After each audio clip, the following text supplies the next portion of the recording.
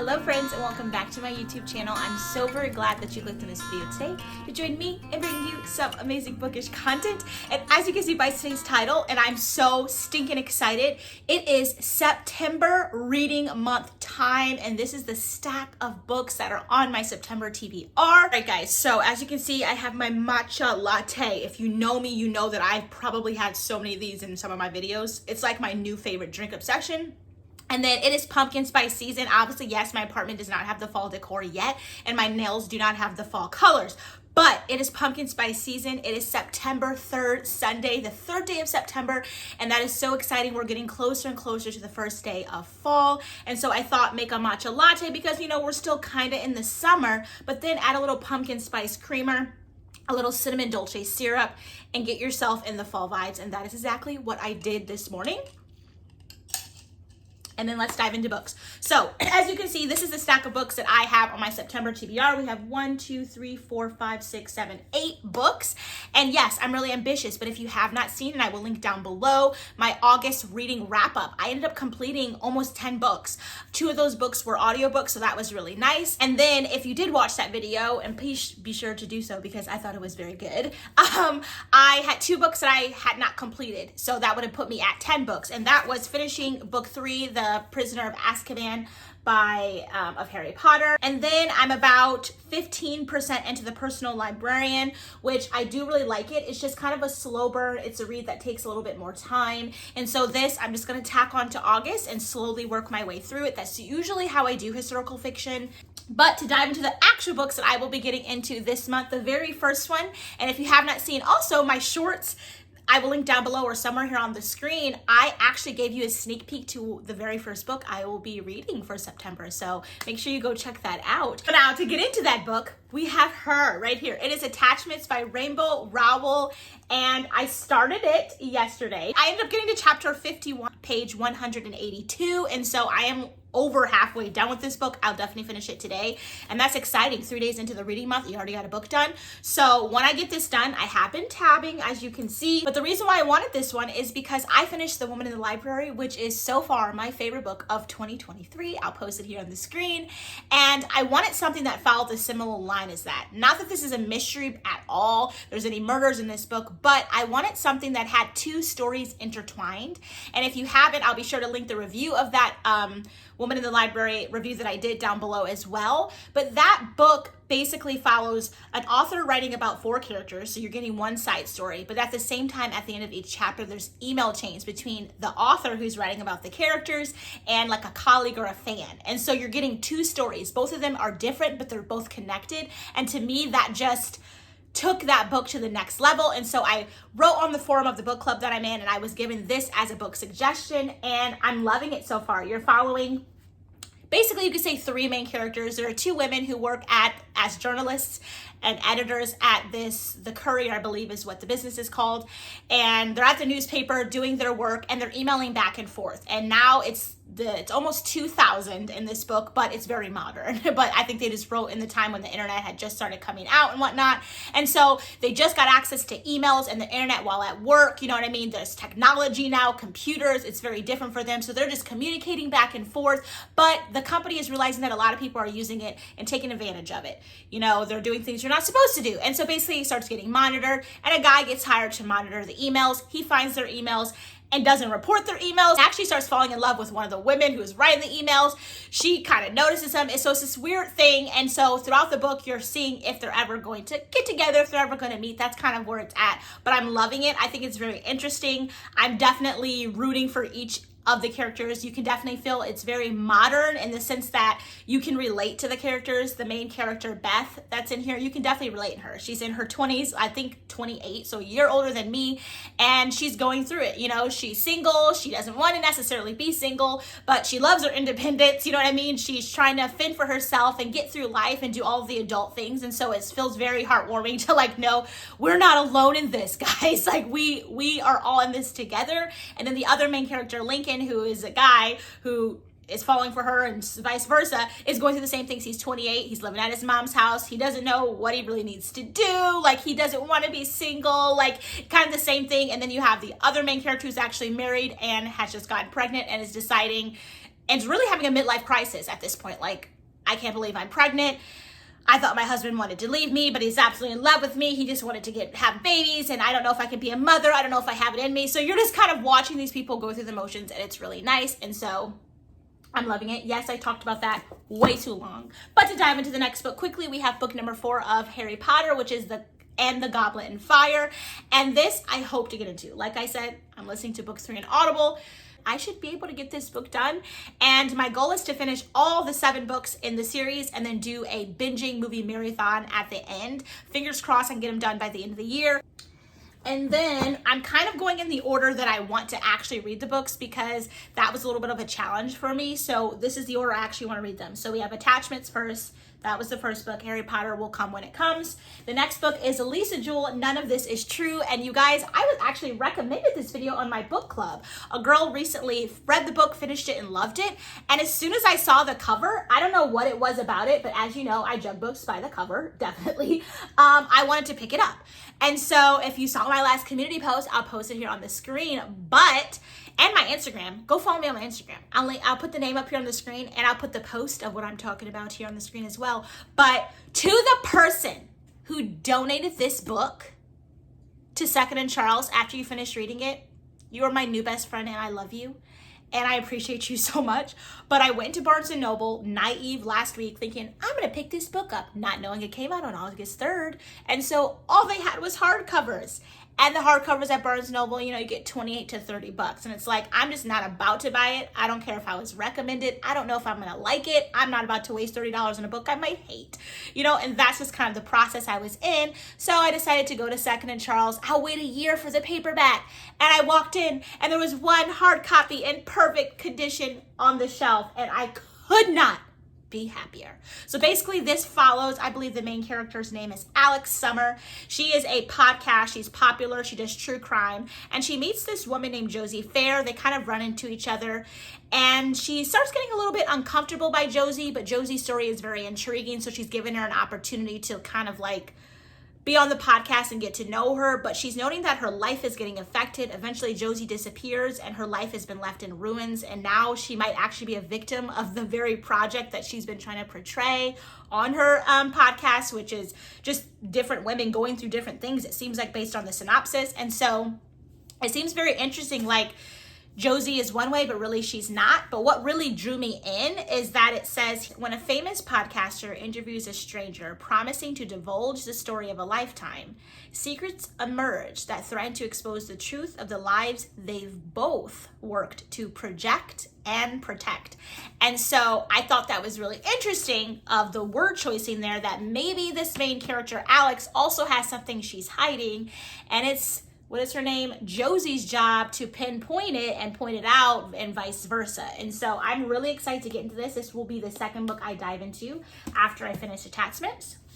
Then we have the long-awaited book that I've really wanted to read for a long time, and that is The Maidens by Alex Michaelides, because I read The Silent Patient, one of my favorite psychological thrillers of literally all time, next to Verity by Colleen Hoover. And I've been wanting to read this, and I don't know, I have not too many male authors on my shelves, but like I like that book from him, so I was like, why not give him another chance to read his other book?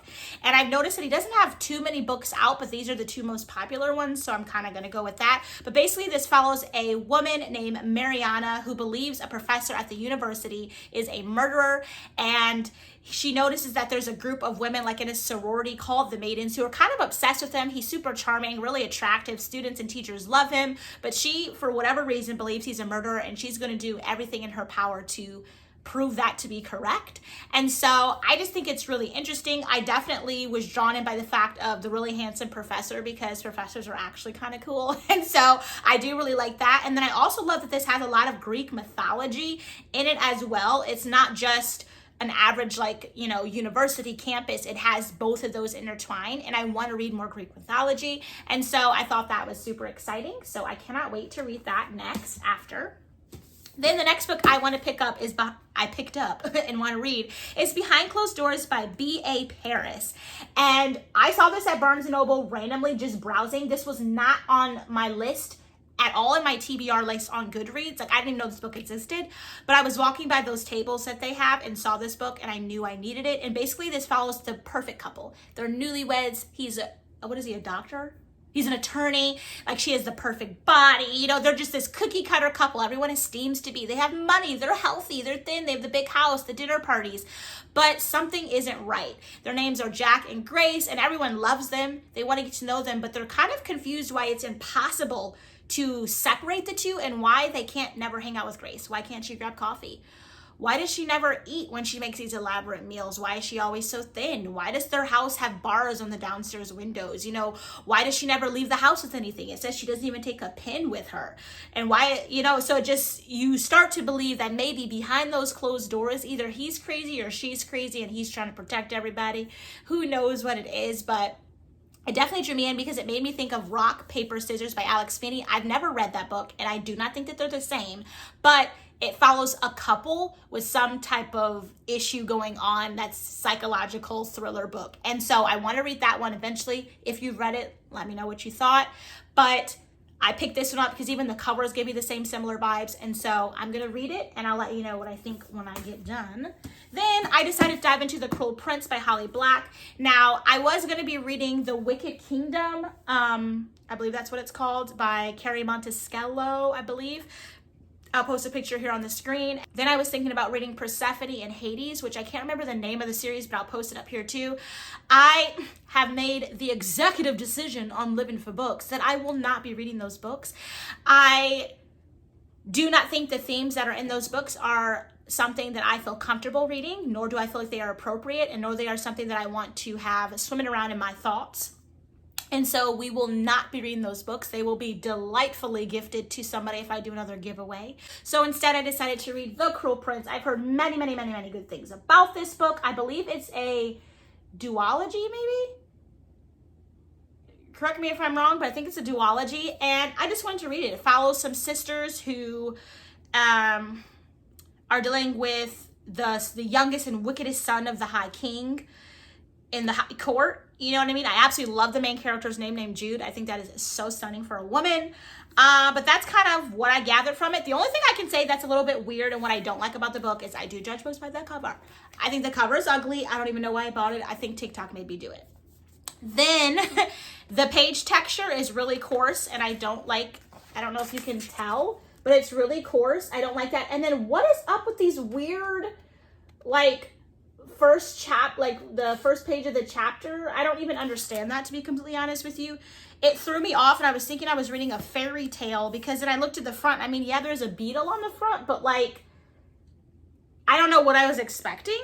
Is this YA, but like close to middle grade? Then the next book is Below Back by James Patterson. This will be my second ever James Patterson read. I got it from Second and Charles, this thick beast here, and I'm really excited about reading it. So this follows the President of the United States. He's just been elected in office from working in the CIA, and he's freaking crazy.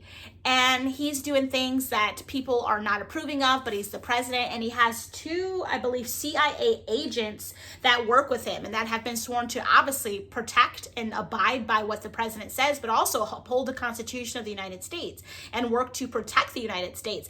And he's beginning to ask them to do things that are completely going against all laws. And one thing that I really, really love, it says, the CIA agents serve the pleasure of the president, and yet they've sworn to defend the Constitution of the United States against all enemies, foreign and domestic. And I think that just got me hooked right there. And the very last book that I will be reading in September is The Housemaid by Frida McFadden. And so I've heard so many things about this. It seems very twisted, and it seems like it will be something that'll definitely keep my attention.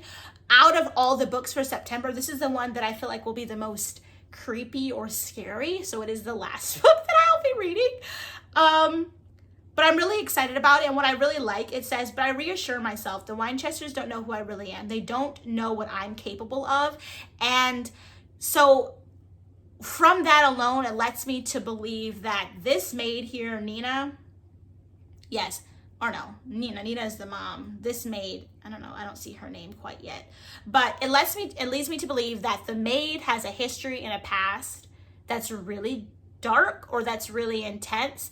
and that this family also has a past, and just to see how they intertwine. What was the purpose that the maid even wanted this job? What was her reason for signing up for this job? You know, was she sought out by this family because of her past, because of different things? So I just think that that was really interesting. And then I ended up reading the first page of chapter 1 as well, or not, the prologue rather. And based on what I'm reading, because I don't see any names, whether it says Nina the mom or the name of the maid, it seems like, yeah, it seems like the mom was arrested. There was a body found in the attic. And from reading the back, the maid lived in the attic or upstairs in a small room. And so it's like, what's about to go down? And so I love it. And then obviously starting with chapter 1, it says 3 months earlier. So I'm feeling that's kind of what it is, but maybe I'm going to be completely proven wrong. But yeah, that'll be the very last book that I will be reading for the month of September. And then finishing the 2 books from last month. And I guess if I end up blowing through these books and I'm getting them done super fast, then obviously I will add more books to the reading month, I guess, because I don't know. What else do you do when you read all the books that you have selected? You read more. I really hope that you guys enjoyed today's video, that it brought you some joy. My quirky, very flamboyant personality made you smile. That's what I'm hoping for today. But if you like this video, please do not forget to give it a thumbs up and hit your notification bell. And then you can be notified every single time I post a video, a shorts, a community post, and subscribe to my YouTube channel. Join the Bookish fam. We're so nice and we have so much fun together. Leave a comment down below if you've liked these books, if you're reading these books, and what you thought about them. Do not forget to catch the encouragement of the day as well as the song of the day. It's definitely something I want to continue doing. And then the song of the day, it's definitely a bop if I post it down below, so you should listen to it. But yeah, that's gonna conclude today's video. Yeah, I literally talked for 22 minutes and 23 minutes. I'm probably gonna end up editing this a lot shorter for your sake and for mine. But yeah, I'm gonna drink my matcha, the trend that says girl dinner. I'm gonna be having girl breakfast and go on a walk. I feel really like I'm acting too goofy, so I'm gonna log off. I'll catch you guys all in my very